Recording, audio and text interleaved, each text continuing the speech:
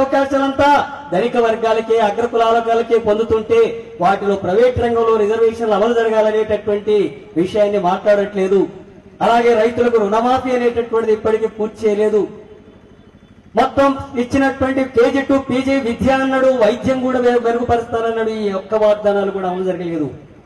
అలాగే కాంట్రాక్ట్ పని చేసేటటువంటి ఉద్యోగస్తులందరినీ వాళ్ళందరూ కూడా రెగ్యులరైజ్ చేస్తానని చెప్పి హామీ ఇచ్చాడు. కానీ ఇప్పటి వరకు వాటన్నిటిని అమలు చేయలేదు. ఇవన్నీ ఎందుకు అమలు చేయట్లేదనేది ప్రభుత్వం మనకి ఎట్లా అవుతుంది. ఎస్సీ ఎస్టీ బీసీ మైనార్టీలకు సంబంధించినటువంటి ఏ ఒక్క వాగ్దానం అమలు జరిగినప్పుడు ఈ 2.5 సంవత్సరాలంతా కూడా అక్కట్ల ధనిక వర్గాలకు, రాజకీయ నాయకులకు, కాంట్రాక్టర్లకు, భూస్వాములకు, పెట్టుబడిదారులకి ఈ ప్రభుత్వం ఊడిగం చేస్తుంటే ఇక మన బతుకులు మారేదెట్లా, మన అభివృద్ధి జరిగేదెట్లా?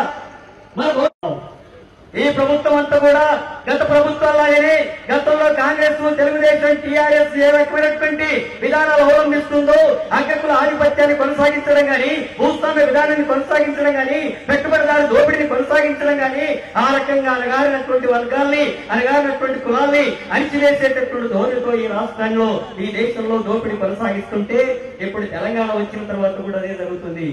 తెలంగాణ రాష్ట్రం అనేటటువంటి ప్రజలందరి కోసం సాధిస్తే తెలంగాణ రాష్ట్రం భూమిలో వాటా కావాలా, బడ్జెట్ లో మా వాటా జనాభా ఎంత ఉందో అంత వాటా కావాలా, అలాగే ఈ రాష్ట్ర సంపదలో కూడా మా భాగం మాకు రావాలా. ఆ రకమైనటువంటిది మీరు అమలు చేయడానికి ప్రభుత్వం పూనుకోవాలా.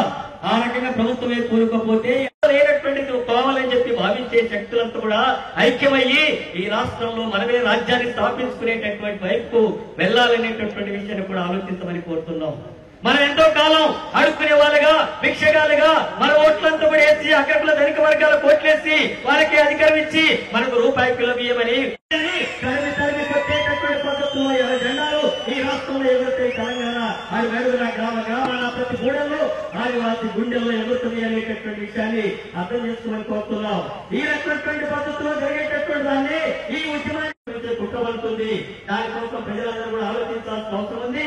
సామాజిక న్యాయం కావాలంటే, కుల సమానతలు పోవాలంటే, పేదరికం పోవాలంటే, ఉద్యోగాలు రావాలంటే ఇచ్చిన హామీ ఈ పాదయాత్ర జరగకూడదని చెప్పి మా తల్లులు నరికేసిన మా కాళ్ళు మాత్రం సామాజిక న్యాయం కోసం ముందుకే వెళ్తాయి. ఈ రాష్ట్రంలో సామాజిక న్యాయం కోసం పోరాటం, ఈ రాష్ట్రంలో డాక్టర్ బిఆర్ అంబేద్కర్ ఆచారాల కోసం, జ్యోతిబా పూలే ఆచారాల కోసం దోపిడీ వ్యవస్థ లేనటువంటి